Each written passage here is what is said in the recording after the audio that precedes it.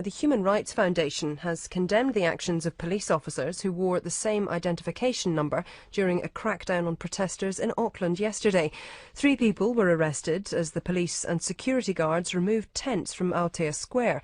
The police say 3 constables are now being investigated for wearing matching ID numbers, which is against police policy. Both the police and the police minister have refused to be interviewed on Checkpoint this evening. The Human Rights Foundation chairperson, Tim McBride, joins us now. Good evening. Good evening, Susie. What reason can you think of for the police acting in this manner? I find it really bizarre if the allegations are indeed substantiated. It's just bizarre, very troubling behaviour. You think ultimately the officers involved were trying to conceal their identity? Well, again, if the allegations are substantiated, you've got to think, why would they do it?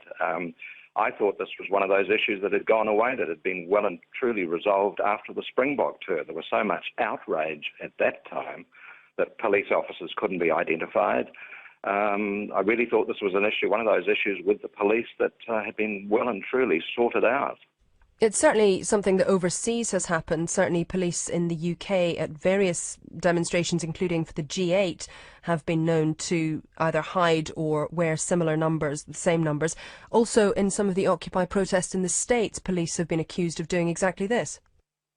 Well, indeed, and we've got to keep in mind that the police in New Zealand and the other countries you've just mentioned, they have immense coercive powers, powers to search, powers to arrest, detain, seize items, etc.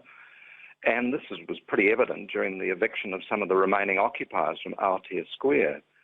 And obviously, coming from my point of view, or from a human rights perspective, we're very concerned with police officers and others with coercive powers being properly accountable.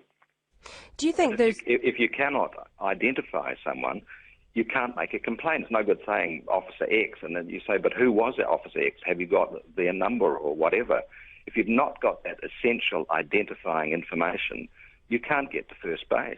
Do you think it's likely that any of the officers involved may have some sympathy with the Occupy movement, or perhaps are not wanting to get involved in what they see as a council fight? I wouldn't want to speculate. I hadn't thought of that as an angle, but I guess it's possible. It's just really odd. I'm waiting with bated breath to hear how the Commissioner tries to explain it. What do you think there should be now? An inquiry into what's going on?